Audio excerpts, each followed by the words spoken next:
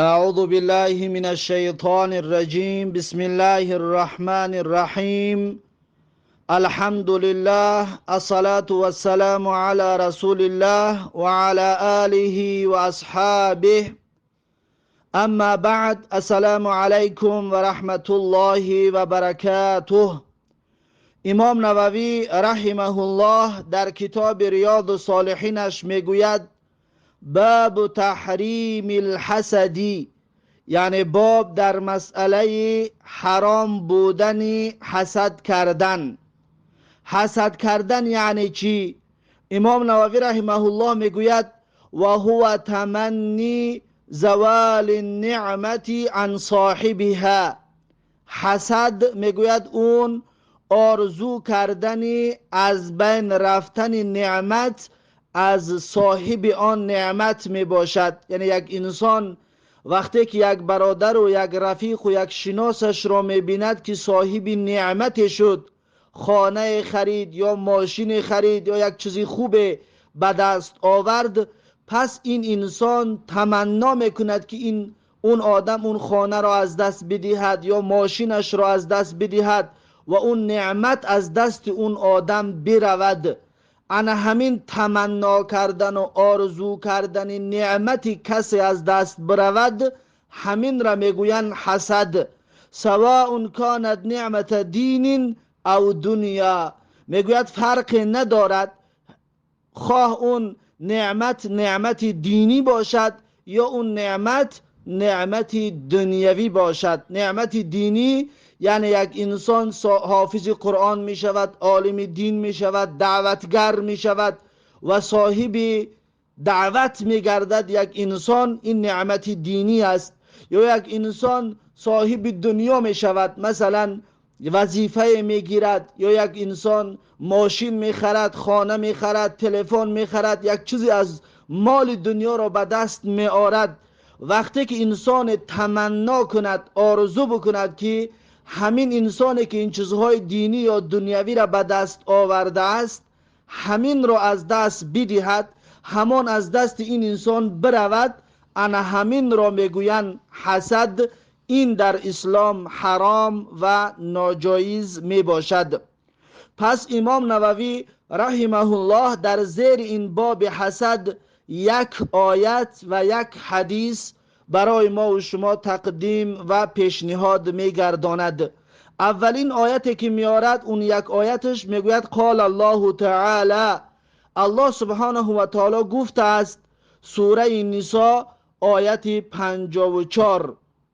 الله سبحانه و تعالی در سوره نساء آیت 54 میگوید ام یحسدون الناس علی ما آتاهم الله من فضله، یعنی که الله میگوید که حسد میکنند بر مردم علی ما آتاهم الله، بر آنچه که الله سبحانه و تعالی برای اونها دادگی است، من فضله یعنی از فضل و از کرمش الله سبحانه و تعالی برای آنها دادگی است، برای مردم دادگی است. بعض انسان ها کافران و منافقین حسد میکنن، یحسدون الناس یعنی حسد میکنن. پس حسد کردن این صفتی کافران و منافقین میباشد. منافقین و کافران اینها حسد دارند، چطوری که الله در سوره بقره آیت 109 میگوید ود کثیر من اهل الكتاب لو یردونکم من بعد ایمانکم کفارا حسدا من عند انفسهم. الله سبحانه و تعالی میگه ود کثیر من اهل الكتاب، یعنی دوست میدارن بسیار از اهل کتاب، بسیار کافران دوست میدارد که لو یردونکم من بعد ایمانکم کفارا، یعنی که شما را بازگرداند بعد از ایمان آوردنتون کافر، به کفر بازگرداند.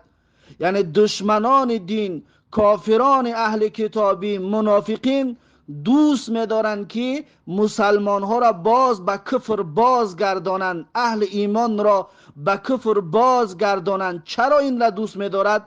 الله میگوید که حسدا من عند انفسهم، یعنی این از روی حسدی که در نفسهای اونها هست، این از روی حسد است. الله سبحانه و تعالی میگه که اونها حسد دارند، به خاطر این حسدی داشته اشان اونها این صفت بد را، صفت قبیح را با خودشان دارند. و حسد کردن برای انسان حسد کننده ضرر بزرگ دارد که صفت کافری را و صفت منافقی را با خودش دارد.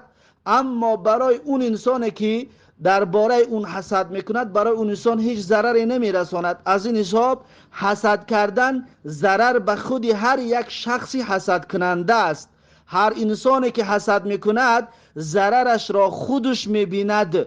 باید انسان حسد کردن از نفسش دور کند. وقتی که میبیند یک برادرش صاحبی خانه شد، وقتی که نفسش ایرا ناآرام میگذارد، یا یک برادرش صاحبی ماشین شد، یا برادرش صاحبی وظیفه شد، وقتی که این انسان ناراحت میشود باید نفسش را بگوید که ای نفس، حسد کردن من برای اون انسان هیچ ضرری ندارد، بلکه حسد کردنم به ضرر خودم میباشد. پس ای نفس، این صفت خبیثه را از خود دور بکن. گفته باید نفسش را انسان نصیحت بکند، نفسش را تذکر بدهد، نفسش را آرام بکند با این سخنها. زیرا اینکه رسول الله صلی الله علیه و سلم در حدیث می فرماید که عبدالله ابن عباس رضی الله عنه میگوید وعلم ان الامه لو اجتمعت على ان ينفعوك بشیء، میگه بدان که اگر تمام مردم جمع شوند که به تو فایده برسانند، لم ينفعوك الا بشیء قد كتبه الله لك، یعنی برای تو فایده رساندن نمیتوانند مگر همون چیزی را که الله برای تو مقدر کردگی باشد. الله چقدر مقدر کردگی هست، پس میتوانند انا همون اندازه به تو فایده برسانند، از اون زیاد به تو فایده رساندن نمیتوانند. و این اجتمعوا علی ان یضروک بشیء، و اگر تمام مردم جمع شود، مسلمان و کافر، ثروتمند و کمبغل، انسان با قوت و بی قوت، همه مردم جمع شوند که ضرر به تو برسانند، لم یضروک الا بشیء قد كتبه الله علیک، نمیتوانند به تو ضرر برسانند مگر همون ضرر رو که الله سبحانه و تعالی برای تو مقدر گرداندگی است، انا همون ضرر را میتوانند برسانند. وقتی که انسان حسد کردنی می شود باید این سخنها را به یاد بیارد که ای نفسم، آخه تو حسد میکنی، حسد کردن من به ضرری من هست. برای اون انسان را که الله نعمتش دادگی از صاحب خانه و مال و ملک شد، یا دعوتگر و عالم و حافظ قرآن شد، این حسد من برای اون هیچ تأثیری ندارد، هیچ تأثیر برای اون انسان ندارد، زیرا که الله خواسته است برای اون داده است. پس ای نفس، وقتی که حسد میکنی ضرر به خود من است، پس ای نفس این ضرر را از خودت دور بگردان. ای نفس این طور به بالای من ضرر نیار. گفته باید انسان نفس خودش را نصیحت بکند وقتی که حسد کردنی می شود، زیرا اینکه حسد برای اون انسانی که الله مال و ملکش داده است، نعمتش داده است، هیچ ضرری نیست. حسد برای خود انسانی حسد کننده می باشد که صفت منافقین را یا صفت کافرها را با خودش دارد، یعنی که کافرها دوست می دارند حسد کردن را. الله میگه که ام یحسدون الناس علی ما آتاهم الله من فضله، یعنی حسد میکنند برای مردم در مقابل آن چیزی که الله از فضل و از بزرگی از کرامتش برای مردم دادگی هست. بعد از این آیت الله سبحانه و تعالی میگوید که بعد از این میفرماید که فقد آتینا آل ابراهیم الكتاب والحکمت و آتیناهم ملکا عظیما.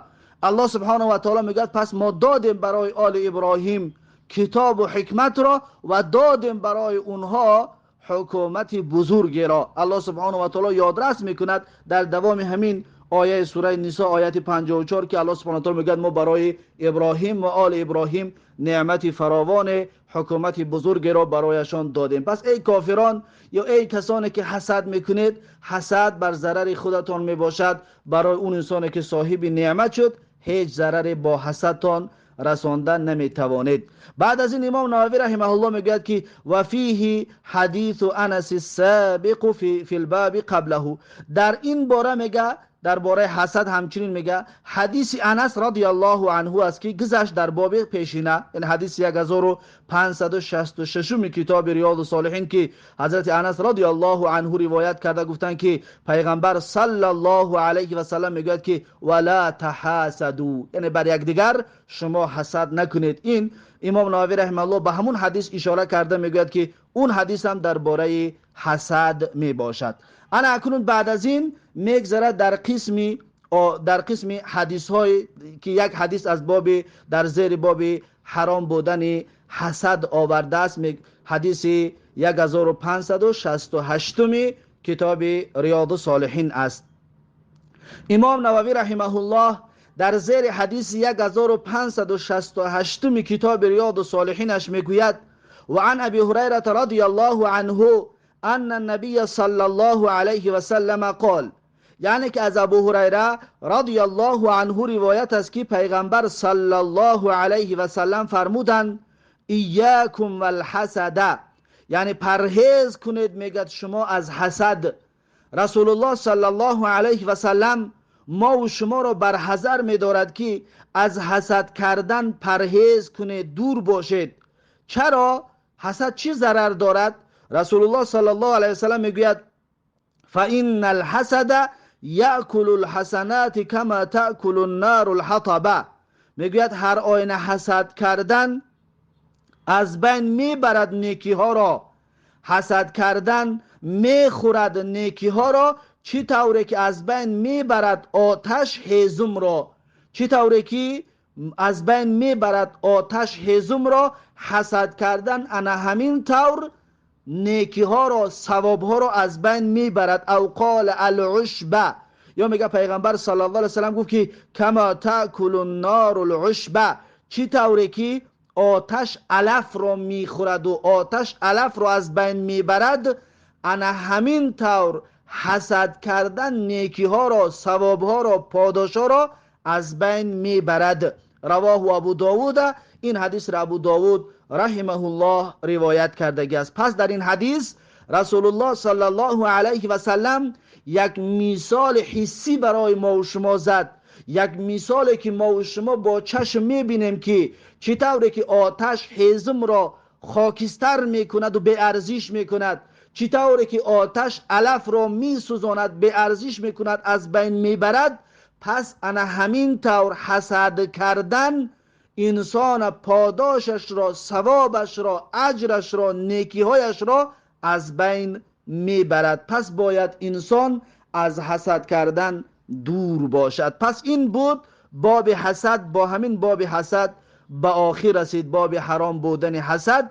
بعد از این باب نو را امام نووی رحمه الله میارد، میگوید باب النهی عن التجسس و التسمع لکلام من یکره استماعه، یعنی باب نو در مسئله منع بودن جاسوسی کردن و گوش دادن سخن کسانی که دوست نمی‌دارند سخنشان گوش کرده شود. گوش کردن سخنشان را دوست نمی‌دارند، اما یک انسان می‌رود در نزد اون سخن این انسان را گوش می‌کند. این جایز و نادرست، این ناجایز و نادرست میباشد که انسان تجسس بکند یا گوش باندازد سخن کسی را که اون انسان اصلا دوست نمیدارد که سخنش را کسی بشنود. پس امام نووی رحمه الله در زیر این آیت، در زیر این باب دو آیت و سه حدیث را برای ما و شما تقدیم و پیشنهاد میکند. اولین آیتی که میارد میگد قال الله تعالی، الله سبحانه و تعالی گفته است ولا تجسسوا. سوره حجرات آیت 12 الله میگوید که ولا تجسسوا، یعنی که کنجکاوی در کارهای دیگران نکنید، جاسوسی کارهای دیگران را نکنید. این آیت سوره حجرات آیت 12 هست. از اولی آیت الله سبحانه و تعالی میگوید یا ایها الذین آمنوا اجتنبوا كثيرا من الظن ان بعض الظن اثم ولا تجسسوا. الله سبحانه و تعالی میگوید ای آن کسانی که ایمان آوردید، ای مسلمان ها، اجتنبوا کثیرا من الظن، یعنی دوری بجوید از بسیار از گناه، از بسیار از گمان ها. یعنی شما ای مسلمان ها از بسیاری گمان ها دوری بجوید. این بعض الظن اثم، زیرا اینکه بعضی از گمان هایی که شما میکنید بے پایه و گمان هایی که هیچ اصلی واقعی ندارد گناه و معصیت می باشد. بعد از این الله میگوید ولا تجسسوا، یعنی شما جاسوسی نکنید، کنجکاوی در کارهای دیگران نکنید. گفته الله سبحانه و تعالی منع میکند از تجسس و کنجکاوی کردن در کارهای دیگر و از دنبال کارهای دیگر را گشتن را الله سبحانه و تعالی منع میکند. بعد از این دویم آیت را میارد، میگد و قال تعالی، الله سبحانه و تعالی گفته است، سوره احزاب آیت 58 است که الله سبحانه و تعالی میگوید والذین یؤذون المؤمنین والمؤمنات بغیر ما اکتسبوا فقد احتملوا بهتانا و اثما مبینا. یعنی کسانی که آزار میدهند، میرنجانند مؤمن مردان و مؤمن زنها را بغیر ما اکتسبوا، بدون آنه که آن مؤمن مرد و مؤمن زن مرتکب گناه شده که باشند، فقد احتملوا بهتانا و اثما مبینا. الله سبحانه و تعالی میگه پس واقعا اونها بر دوش گرفتگی هستند بهتان را و گناه ظاهر و آشکار بزرگ را. این انسان ها میگه بر پشت خود گرفتن به سبب آزار دادن و به سبب رنجاندن دیگر مؤمن ها و دیگر مسلم ها و دیگر مؤمن مرد و مؤمن زن، که این آیت را یک درس پیش با تفصیل دربارش صحبت کرده بودیم. حالا همین قدر خلاصه کفایه میکند. پس الله سبحانه و تعالی در این آیت میگوید و آزار میدهند کسانی. پس یک انسان که نمیخواهد که تو سخنش را بشنوی و نمیخواهد که تو سخنش را گوش بیاندازی، وقتی که میره سخن اون را گوش میاندازی، وقتی نزد اون میره سخنش را گوش میکنی، با این سبب تو اون انسان را آزار میدهی که الله سبحانه و تعالی باز می‌دارد از آزار دادن و رنجاندن مسلمان و همچنین میگوید بهتان و گناه بزرگ را بر دوشت میگیری به سبب این آزار دادن اون برادر مسلمانت.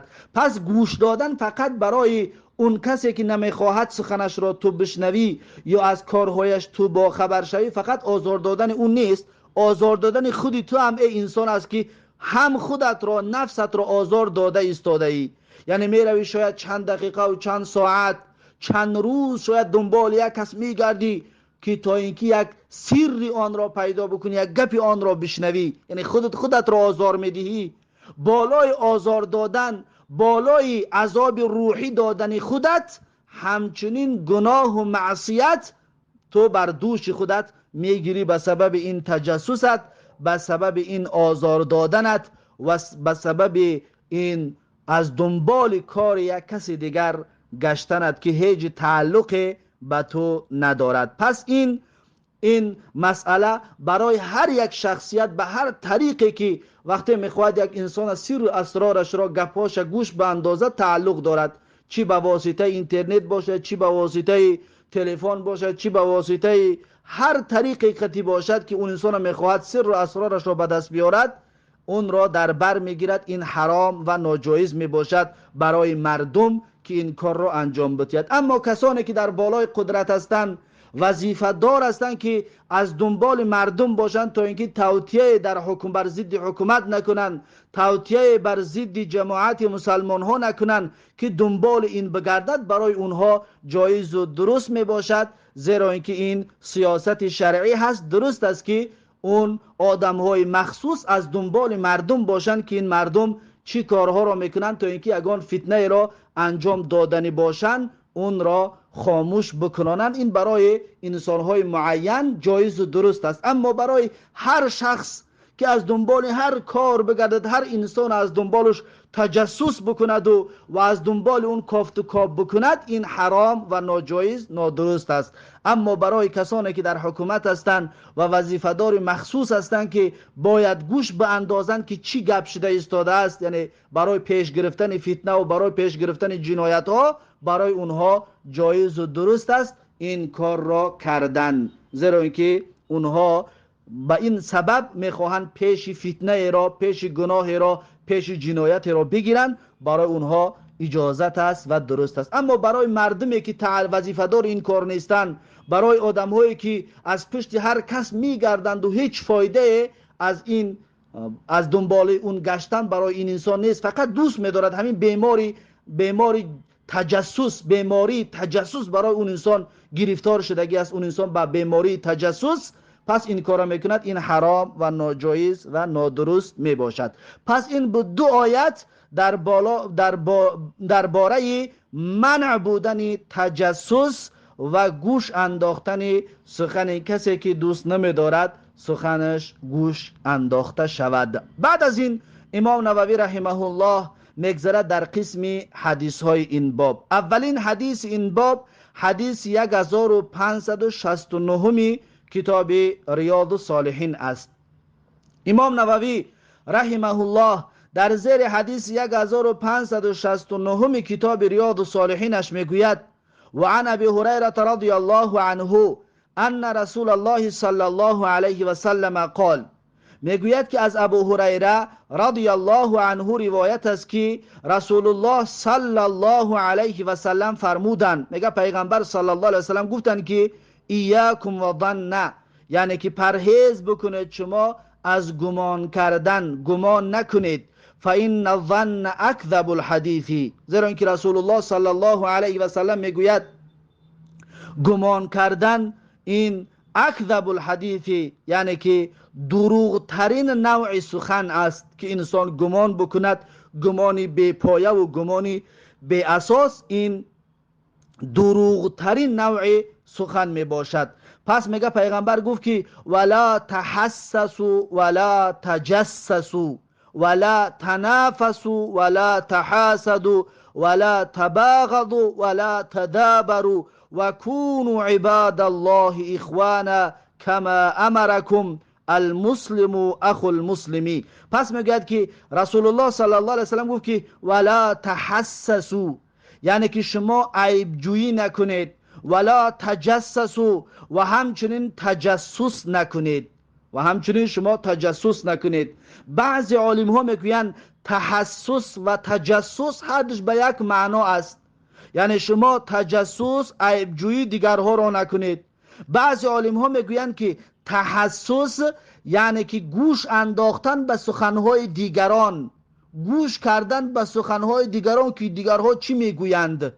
پس ولا تحسسوا یعنی که دیگرها را شما سخنهایشان را گوش ناندازید که از بین سخنهایشان عیب پیدا کرده و اون را در بین مردم اونها را شرمنده بکنید. ولا تجسسوا میگویند که این عمل و رفتار یک انسان را زیر تعقیب قرار دادن و جستجو کردن که اون انسان چیکار میکند که عیبش را تو پیدا کنی و شرمنده اش کنی. پس ولا تحسسوا ولا تجسسوا می شود تحسس را برای گوش انداختن به سخنان دیگران و تجسس را برای جستجو کردن و کافتن فعل و رفتار دیگران ترجمه کرد. یعنی که پیغمبر صلی الله علیه و سلم میگه نه به سخنان دیگران گوش باندازید و نه، یعنی که پنهانی که اون دوست نمیدارد که شما سخنش را بشنوید، اما شما پنهانی سخن اون در گوش ناندازید و همچنین شما تجسس نکنید، از دنبال اون انسان فعل و رفتارش را زیر تعقیبتان قرار ندهید برای شرمنده کردنش.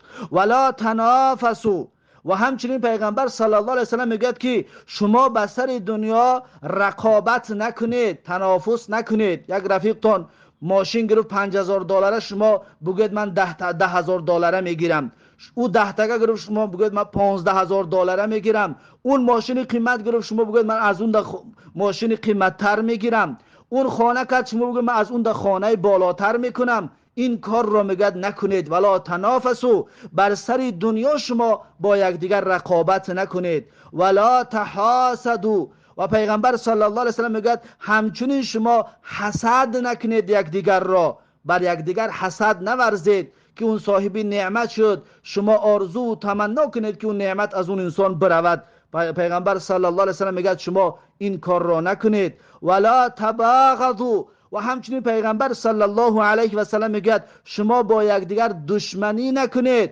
شما با یکدیگر کینه در دلتون نداشته باشید. ولا تدابروا، و همچنین رسول الله صلی الله علیه و سلم میگه شما با یکدیگر پوش نگردانید همچون قهری، به خاطر تحقیر کردن برادر مسلمانت تو پشتت را به طرف اون نگردان. و کونوا عباد الله اخوانا، و پیغمبر صلی الله علیه و سلم میگه باشید شما عبادت کنندگان الله برادر یکدیگر، برادروار با یکدیگر الله را عبادت کنید. و کما امرکم، چی طوری که الله سبحانه و تعالی شما را امر کردگی هست. یعنی شما بندگان خالص الله و برادروار باشید با یکدیگر، با یکدیگر همچون برادر باشید. کما امرکم، چی طوری که الله سبحانه و تعالی شما را امر کردگی هست. المسلم اخو المسلمی، مسلمان برادر مسلمان است. لا یظلمه، یعنی که مسلمان را ظلم نمی کند، هیچگاه مسلمان را ظلم نمی کند. ولا یخذله، و خار هم نمی گرداند مسلمان را. در وقت مقابله کردن با دشمن ترکی دوستی و ترک یاری و ترک کمک نمی کند. وقتی که یک برادر مسلمانت با دشمن در جنگ است، با دشمن در رقابت است، پس اون برادر مسلمانت را تنها نگذار. ولا یخذله، یعنی که برادر مسلمانش را در حالی که با دشمنش که با کافر در حالت مقابله هست، در حالت مبارزه هست، اون را تنها نمیگذارد مسلمان. ولا یحقره، و همچنین مسلمان دیگر را توهین و تحقیر نمی کند، و مسلمان دیگر را کوچک و بی ارزش نشان نمی دهد. پس پیغمبر گفت که التقوا ها هنا، رسول الله گفتن که تقوا اینجاست. التقوا ها هنا، گفتن تقوا اینجاست. و یشیر الی صدره، میگه رسول الله صلی الله علیه و سلم اشاره به دیلش میکردن، میگفتن که تقوا اینجاست، یعنی تقوا در دیل هست. گفته رسول الله صلی الله علیه و سلم میگوید اشاره میکردن. چطوری که در حدیثی که امام بخاری روایتش میکند از نعمان ابن بشیر رضی الله عنه است، همچنین امام مسلم هم روایتش کردگی است، رسول الله میگوید الا و این فی الجسد مضغة، رسول الله میگوید که آگاه باشید در جسد یک گوشپاره هست. اذا صلحت صلح الجسد كله، هنگامی که آن گوشپاره شایسته و سزاوار شد، پس تمام جسد صالح و شایسته و سزاوار می شود. و اذا فسدت فسد الجسد كله، و هنگامی که آن گوشپاره فاسد شد، آن گوشپاره ویران شد، پس تمام جسد را فاسد و ویران می کند. الا و هی القلب، پس میگه رسول الله صلی الله علیه و سلم گفت که آگاه باشید اون گوشپاره که این جسد را شایسته و سزاوار میگرداند، یا اون گوشپاره که این جسد را فاسد و بی ارزش میگرداند، آگاه باشید که آن قلب است، آن دیل است که این جسد را ارزشش را معین میکند، ارزشش را بیان میکند. پس در اینجا رسول الله گفتن که التقوا ها هنا، التقوا ها هنا، یعنی تقوا اینجاست. دیل را نشان دادن، گفتن تقوا اینجاست، تقوا اینجاست. پس از این پیغمبر صلی الله علیه و سلم گفتن بحسب امرئ من الشر ان یحقر اخاه المسلم، پیغمبر صلی الله علیه و سلم میگه همین قدر بدی برای یک مسلمان، برای یک شخص کافی و کفایت کننده است که ان یحقر اخاه المسلم، یک برادر مسلمانش را تحقیر بکند.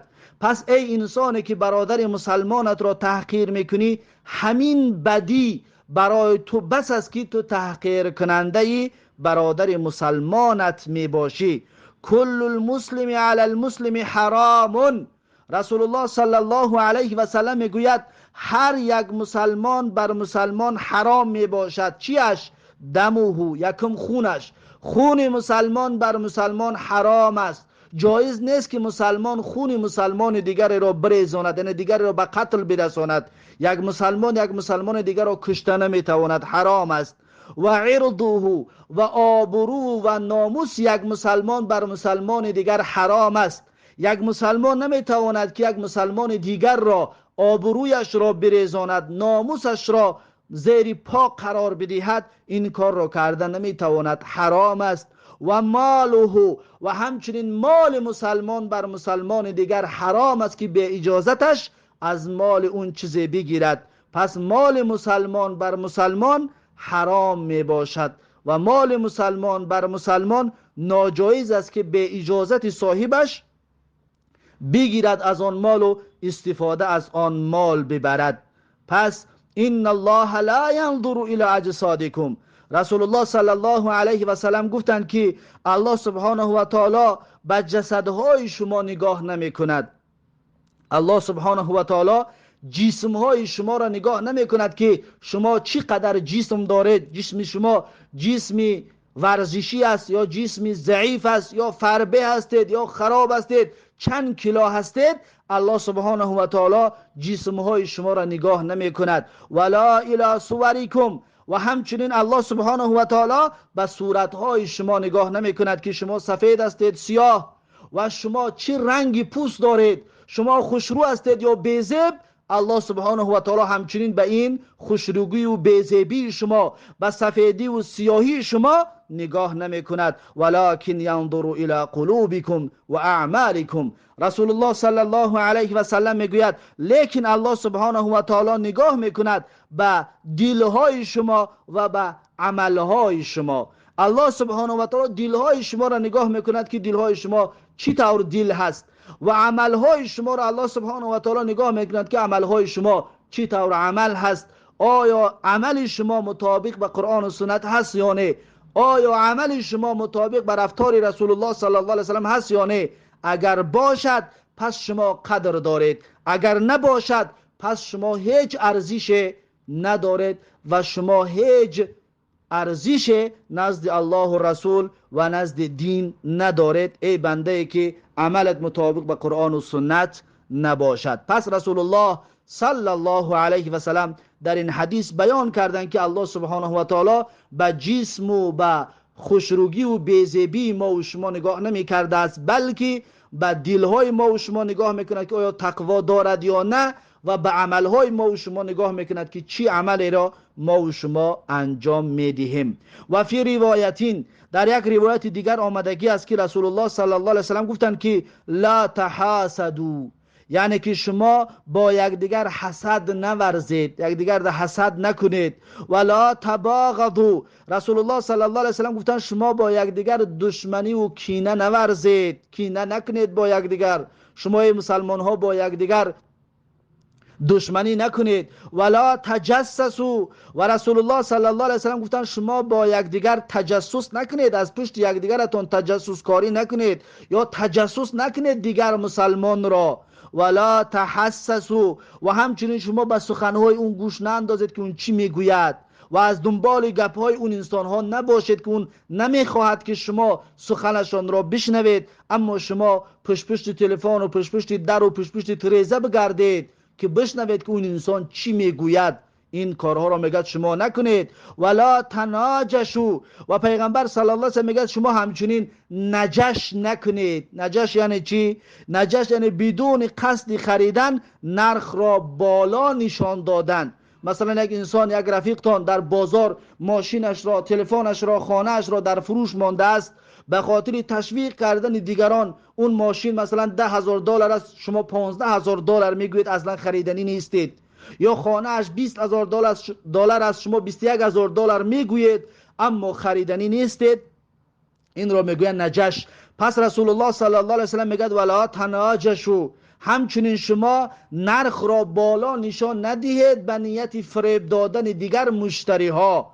بس با نیت دیگر مشتری ها را فریب دادن که این خانه را از رفیق شما بخرد، یا این تلفن از رفیق شما بخرد، یا این ماشین را از رفیق شما بخرد، پس شما میگن نرخ را بالا نشان ندهید با قصد دیگرها را فریب دادن.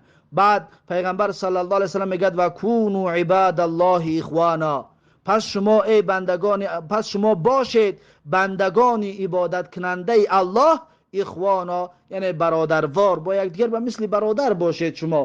شما با یکدیگر به مثل برادر باشید، نه اینکه یکدیگر را فریب بکنید و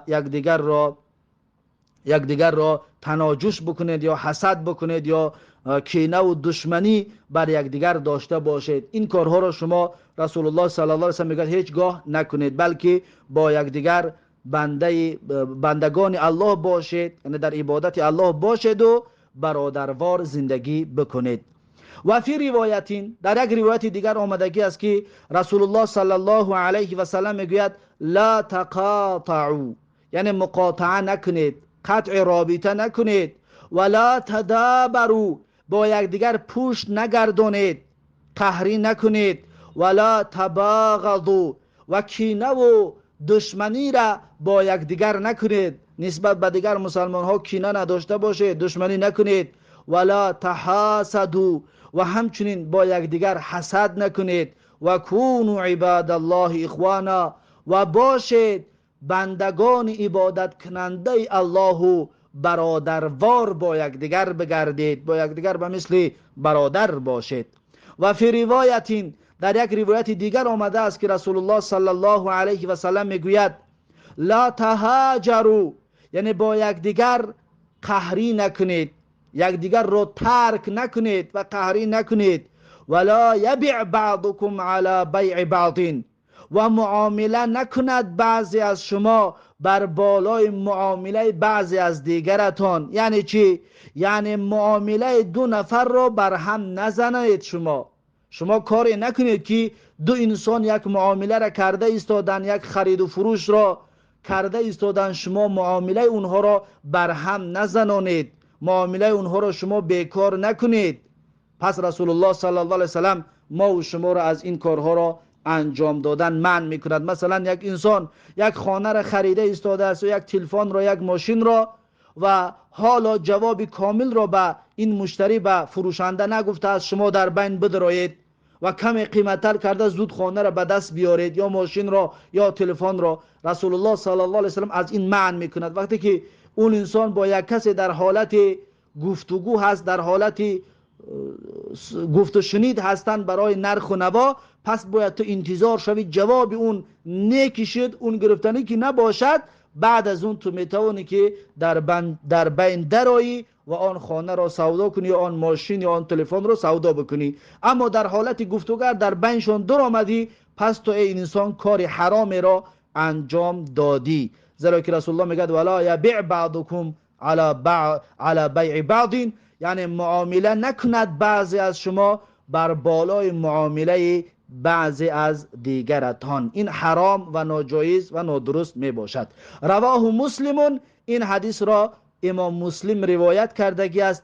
بکل هذه الروایاتی، همین روایاتی که حاضر آوردیم در کتاب صحیح مسلم است. و روى البخاری اکثرها، و اکثر این گپایی که حالا خواندیم، این روایتایی که حالا خواندیم، اکثر اینها را همچنین امام بخاری هم روایت کردگی می باشد. پس این بود حدیث 1569 کتاب ریاض الصالحین.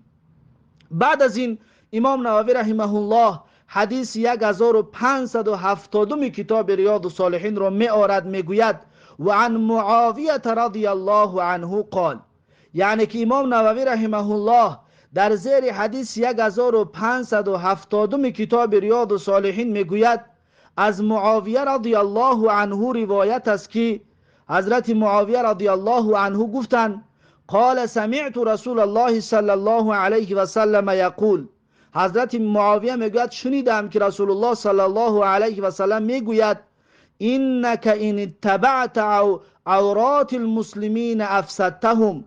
میگه رسول الله صلی الله علیه و سلم گفتند که اگر در پی آشکار کردن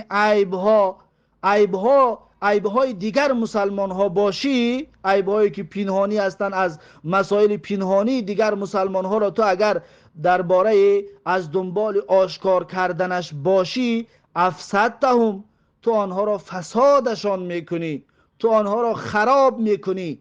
او کیت ان تفسدهم، یا نزدیک است که آنها را فاسد بکنی، آنها را خراب بکنی. یعنی چی؟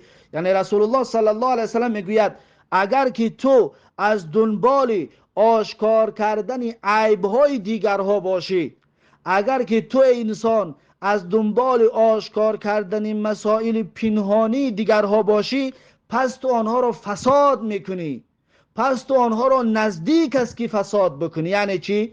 یعنی که انسان حتما کمبودی های دارد که این کمبودی هایش، این عیب هایش بین خود انسان و بین الله است، دیگرها نمیدانند، دیگرها بیخبر هستند، زیرا که انسانیت بی کمبودی نیست، کمبودی های دارد. وقتی که تو انسان از دنبال این میشوی که اون را کارهای پنهانیش، عیبهای پنهانیش آشکار بکنی تا اینکه همه مردم بفهمند، پس تو این انسان را به فساد کشیدی، تو این انسان را تباه کردی، تو اون انسان را خرابش کردی به این کاری کرده که اون عیبش آشکار کردی. اون عیبش همون پنهانی بماند، بهتر و خوبتر است شاید روز اون انسان با الله یک معامله بکند و توبه بکند و از الله جل جلاله عذر خواهی بکند و از اون راهش بازگردد. از این حساب میگوید که هیچگاه از دنبال عیب پنهانی دیگرها نباشید که شما اونها را فاسد میکنید یا نزدیک است که شما آنها را به فساد، به خراب شوی برسانید. از این حساب رسول الله میگوید از دنبال عیبهای پنهانی دیگران نباشید. حدیث حسن، این حدیث حسن است. رواه ابو داود به اسناد صحیح، این حدیث را ابو داود با سند صحیح روایت میکند. این بود حدیث 1570 کتاب ریاض الصالحین. بعد از این امام نووی رحمه الله حدیث 1571 کتاب ریاض الصالحین را می آورد، میگوید که وعن ابن مسعود رضی الله عنه، یعنی که از ابن مسعود رضی الله عنه روایت است که انه اتی برجل فقیل له، هر آینه میگه مرد نزد ابن مسعود آورده شد و پس گفته شد هذا فلان، گفت این فلان مرد است که تقطر لحیته خمرا، می چکد گفت از ریشش عرق. گفت این همون مرد است که از ریشش عرق می چکد. یعنی چی؟ تقطر لحیته خمرا، یعنی ریشش آغشته به قطرات شراب است. یعنی این مرد شراب نوش است، این مرد عرق نوش است. فقال، پس میگه ابن مسعود رضی الله عنه گفت که این قد نهینا عن التجسس، ابن مسعود گفت که هر آینه ما منع شدگی هستیم از تجسس، یعنی که از کافت و کاب کردن و از جاسوسی کردن کارهای دیگران ما منع شدگی هستیم. ولکن این یظهر لنا شیء، ولیکن گفت اگر نمایان شود و آشکار شود برای ما چیزی، نأخذ بهی، یعنی که ما عمل میکنیم با موجب همون چیزی که برای ما آشکار شدگی هست. یعنی ما مجازات میکنیم اگر که آن عمل مجازات طلب باشد. یعنی وقتی که این انسان پنهانی عرق میخورده است، ما از دنبالش تجسس نمیکنیم که عرق خوریش را بفهمیم، لیکن وقتی که آشکار شد این عرق می نوشیده است، عرق نوشیده است، پس ما حکم بالاش صادر میکنیم که این انسان رو دره میزنیم، که درسای گذشته درباره عرق نوشی بیان کرده بودیم که چه حالتها و چه حکمهای دارد که اون انسان رو دره میزنیم اگر عرق خوری با پنهانیش هم آشکار شود. اما پنهان بماند، اگر نفهمیدیم در این صورت هیچ کار نمیکنیم و تجسس هم نمیکنیم از دنبالش بگردیم کو عرق می نوشیده است یا نه، یا فلان انسان از دمش بگردیم کو زنا میکند یا نه. این کارها رو نمیکنیم، این کارها رو کردن جایز و درست نمی باشد. رواه ابو داود حدیث حسن، این حدیث حسن است. رواه ابو داود باسناد علی شرط البخاری و مسلمین، یعنی که این حدیث ابو داود روایتش میکند اما سند این حدیث به شرط بخاری و مسلم موافقت میکند، یعنی که سندش بسیار سند قوی می باشد. این بود آخرین حدیث از باب باز داشتن، منع بودن تجسس کردن و گوش دادن به سخن کسی که دوست نمی دارد که سخنش گوش داده شود و گوش کرده شود. پس این باب به همین به آخر رسید. باب نو شروع می شود. باب النهی عن سوء الظن بالمسلمین من غیر ضرورت، یعنی باب نو در مسئله منع بودن بدگمانی به مسلمان ها من غیر ضرورت، یعنی که به ضرورت یک انسان یک گمانی بد در حق مسلمان ها بکند، این شریعت ما را منع میکند از این کار. ما باید این کار را انجام ندهیم. یعنی به دیگر مسلمان ها نباید ما گمانی بد داشته باشیم. چرا به دیگر مسلمان ها گمان بد نداشته باشیم؟ زیرا اینکه به دیگر مسلمان ها گمان بد داشتن، این اولا خود انسان آزار میدهد، دوم همون انسانی که تو در حقش گمان بد میکنی و اون انسان را هم این کار تو ضرر میرساند. رسول الله صلی الله علیه وسلم در حدیث میگوید که لا تؤذوا المسلمین ولا تتبعوا عوراتهم. رسول الله میگوید که شما آزار ندهید مسلمان ها را، ولا تتبعوا عوراتهم، و در پی عیبجویی و ریختن آبروی آنها نباشید. فانه من تتبع عوراتهم، یعنی هر کسی که پیروی میکند عورات مسلمان ها را، فضحه الله ولو فی بیت امه، الله سبحانه و تعالی اون انسانی که از دنبال شرمنده کردن دیگر مسلمان ها هست، الله سبحانه و تعالی اون را شرمنده اش میکند.